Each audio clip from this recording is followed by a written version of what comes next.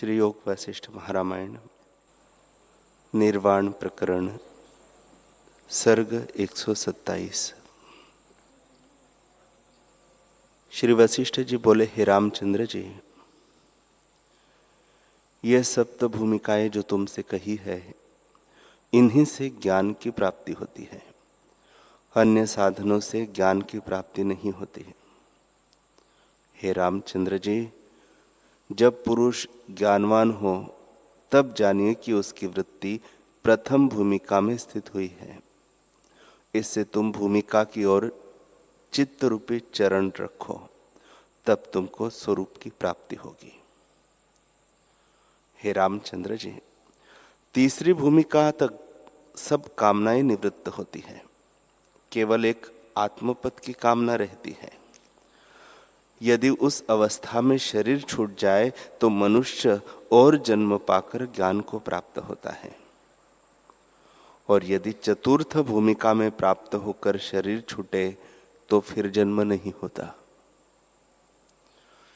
क्योंकि आत्मपद की प्राप्ति होने पर फिर कुछ पाने की इच्छा नहीं रहती। जन्म का कारण इच्छा है।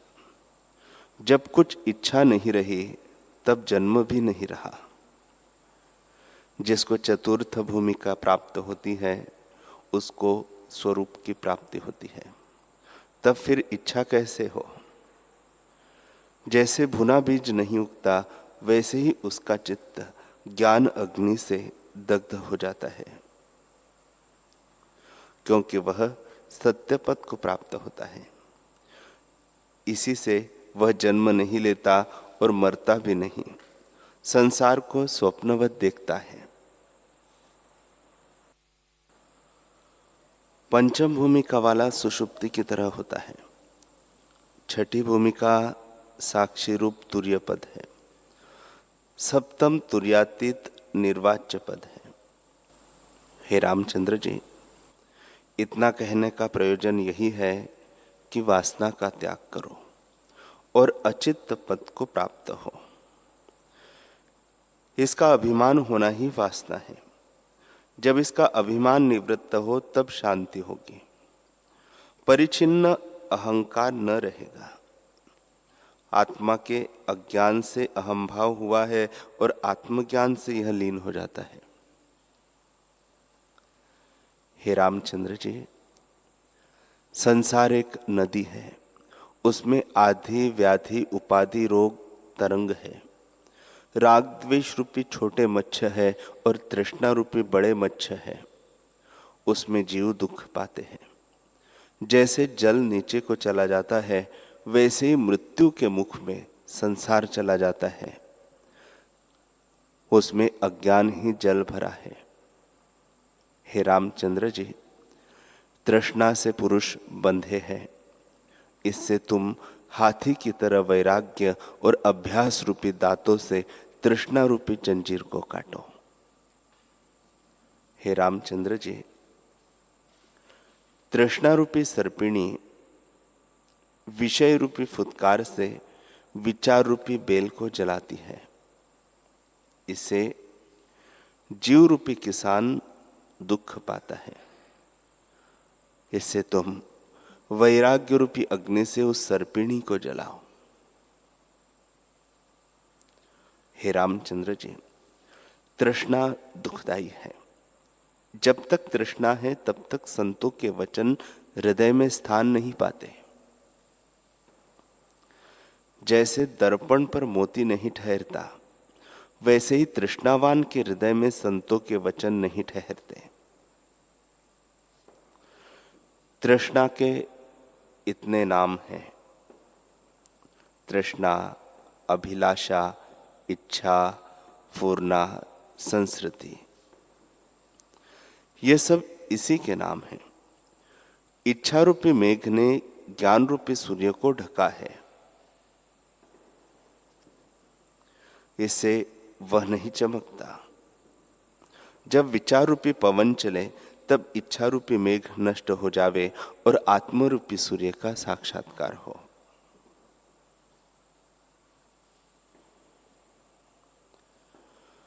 हे रामचंद्र जी, यह जीव आकाश का पक्षी है, पर कर्म में इच्छा रूपी तागे से बंधा है, इससे नहीं उड़ सकता और परमात्मा पद को भी प्राप्त नहीं होता। यह इच्छा ही से दीन है। जब इच्छा नष्ट हो तब आत्मस्वरूप प्राप्त हो। इससे तुम इच्छा का नाश कर आत्मपरायण हो, अर्थात विषय संसार से वैराग्य और आत्म अभ्यास करो। हे रामचंद्र जी, यह जो मैंने तुमसे भूमिका का क्रम कहा है, इसमें जब आवे तब ज्ञान की प्राप्ति हो, पर इनको तब प्राप्त होता है जब कि एक हथिनी को जीते, जो एक वन में रहती है। महाउत्तम रूप उसके 2 पुत्र हैं, जो अनेक जीवों को मारकर अनर्थ करते हैं। उसके जीतने से सब जगत जीता जाता है। राम जी ने पूछा, है भगवान, ऐसी मत्त रूपी हथिनी कौन है और कहाँ रहती है? उसके दांत और पुत्र कौन है? कैसे वह मरती है? कैसे उत्पन्न हुई है? और कौन वन है? यह सब मुझसे कहिए। वशिष्ठ जी बोले, हे रामचंद्र जी, इच्छा रूपी हथिनी और शरीर रूपी वन है। वह मन रूपी गुफा में रहती है। इंद्रिया उसके बच्चे और संकल्प विकल्प दांत है, उससे वह छेदती है। हे रामचंद्र जी, एक नदी है जिसका प्रवाह सदा चला जाता है। उसमें 2 मच्छर रहते हैं जो कभी नष्ट नहीं होते। संस्कृति ही नदी है जिसमें राग द्वेष मच्छर रहते हैं, वे नष्ट नहीं होते हैं। हे रामचंद्र जी, वे मच्छर तब नष्ट हो जब संसरण रूपी जल नष्ट हो। उसके सुकृत और दुष्कृत रूपी 2 किनारे हैं। उसमें चिंता रूपी ग्राह रहता है। कर्म रूपी लहरें हैं, उनमें जीव रूपी तृण आकर भटकता है। इस तृष्णा रूपी विष बेली का नाश करो। हे रामचंद्र जी, तृष्णा रूपी अंकुर को बढ़ाना घटाना अपने ही अधीन है। जो अंकुर को जल दीजिए तो बढ़ता जाता है, और जो न दीजिए तो जल जाता है।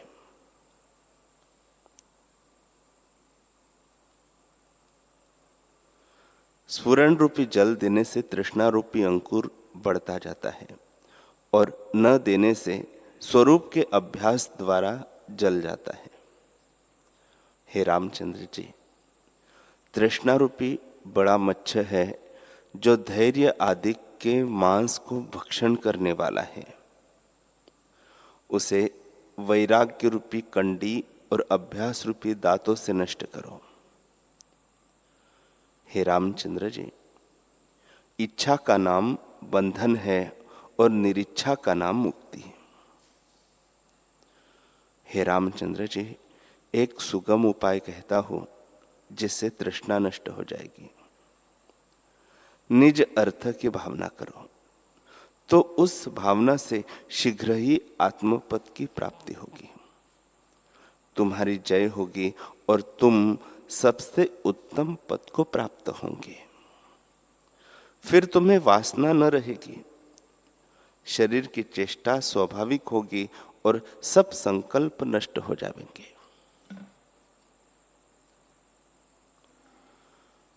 राम जी ने पूछा, हे भगवान, आप कहते हैं कि निज अर्थ की भावना से वासना नष्ट हो जाएगी और शीघ्र ही आत्मपद की प्राप्ति होगी। सो वासना तो चिरकाल से चित्त में स्थित है, वह एक बार की कैसे नष्ट होगी? आप कहते हैं कि वासना के नष्ट होने से जीव जीवन मुक्त होता है, पर जिसकी वासना नष्ट होगी उसका शरीर कैसे रहेगा? वासना बिना चेष्टा क्यों कर होगी और जीवन मुक्त पद कैसे प्राप्त होगा?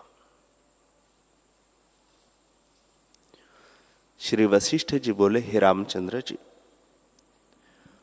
मेरे वचनों को जो कानों के भूषण हैं, सुनने से दरिद्र न रहेगा।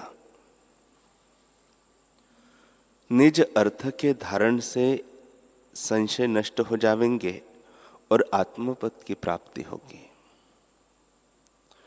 उस निज अक्षर के 3 अर्थ है। एक तो अन्य के अर्थ है,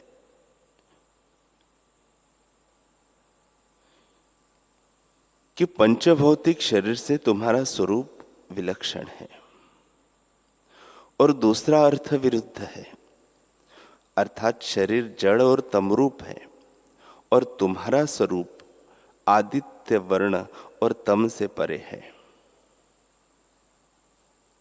हे रामचंद्र जी, जब तुमने ऐसी धारणा की कि मैं आत्मा हूं और यह देह आदि अनात्मा है, तब देह से मिलकर अभिलाषा कैसे रहेगी? मतलब यह कि अभिलाषा न करोगे, क्योंकि जब तक जाना नहीं तब तक अभिलाषा है। तीसरा अर्थ यह है कि सबका अभाव है, अर्थात न मैं हूं और न कोई जगत है।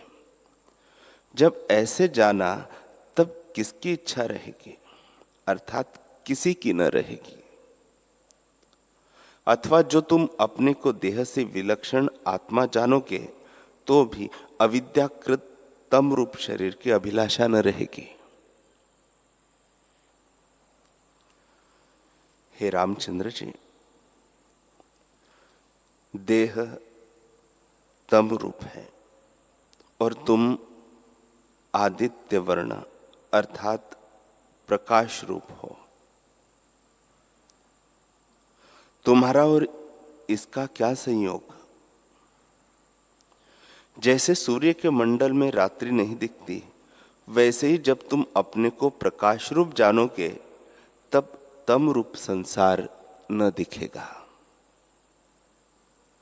तब शरीर की चेष्टा स्वाभाविक होगी और तुम में कुछ चेष्टा न होगी। जैसे अर्ध निद्रा वाले की चेष्टा होती है, वैसे ही चेष्टा होगी और तुमको बालक की तरह अभिमान न होगा। जैसे बालक को उन्मत्त चेष्टा होती है, वैसे ही तुम्हारी चेष्टा भी स्वाभाविक होगी। हे रामचंद्र जी, यदि तुम यह इच्छा करो कि यह सुख हो और यह दुख न हो, तो कदापि वह न होवेगा। जो कुछ शरीर का प्रारब्ध है सो अवश्य होता है, परंतु ज्ञानवान के हृदय से संसार की सत्यता जाती रहती है और स्वाभाविक चेष्टा होती है, इच्छा नहीं रहती। हे रामचंद्र जी, जैसे कोई पुरुष किसी देश को जाता है और पहुंचने का समय थोड़ा हो तो वह मार्ग के स्थान देखता भी है, परंतु किसी में लिप्त नहीं होता, वैसे ही चित्त को आत्मपद में लगाओ। ऐसा शरीर पाकर यदि आत्मपद न पाया तो कब पाओगे?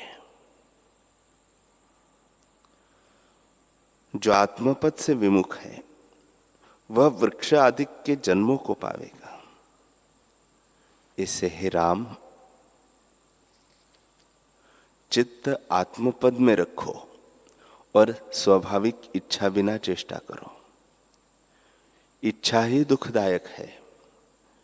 जब इच्छा नष्ट होती है तब उसी को ज्ञानवान तुर्य पद कहते हैं, जहां जागृत स्वप्न और सुषुप्ति का अभाव हो वही तुर्य पद है। हे रामचंद्र जी, ये जागृत, स्वप्न और सुषुप्ति अवस्थाएं जहां न पाइए वही तुर्य पद है। जब संवेदन, स्फुरण या अहंकार का अभाव हो जावे तब तुर्य पद प्राप्त होता है। हे रामचंद्र जी, अहंकार का होना दुखदायक है। जब इसका नाश हो तभी आनंद मिलता है। आत्मपद से भिन्न जो माया की रचना है, उससे मिलकर जीव अपने को जानता है कि मैं हूं। यही अनर्थ है। इसे अहंकार का त्याग करो।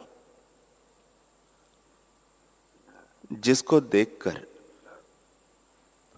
यह अहंकार फुरता है, उसका निज अर्थ की भावना से नाश करो, और जो आत्मपद से भिन्न भासित होता है उसे मिथ्या जानो।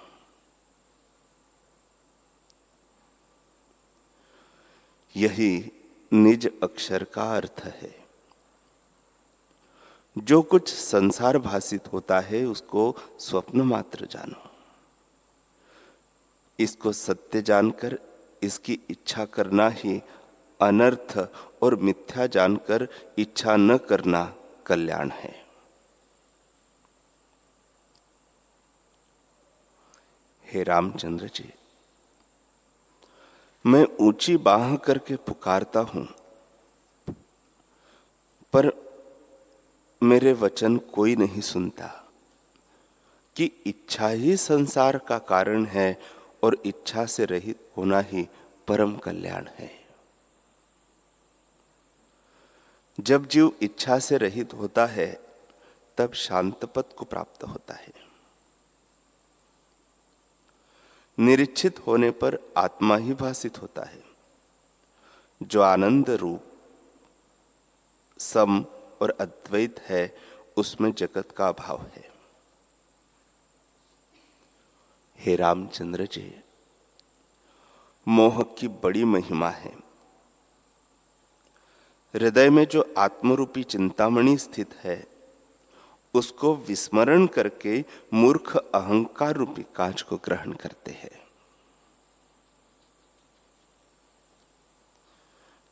हे रामचंद्र जी, तुम निरअभिमान होकर चेष्टा करो। जैसे यंत्र के पुतले में अभिमान नहीं होता और वह चेष्टा करती है, वैसे ही प्रारब्ध वेग से तुम्हारी चेष्टा होगी। यह अभिमान तुम न करो कि ऐसे हो और ऐसे न हो। जब ऐसे होंगे तब शांत पद को प्राप्त होंगे। जहां वाणी की गति नहीं, ऐसे आनंद को प्राप्त होंगे।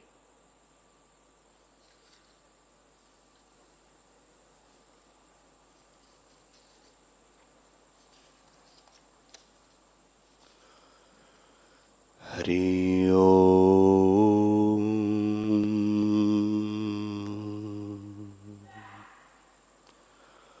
हरि ओम।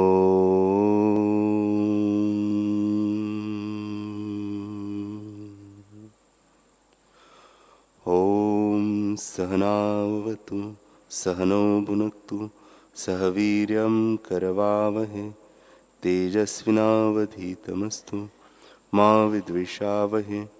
ओम शांति शांति शांति। श्री सद्गुरुदेव भगवान की जय।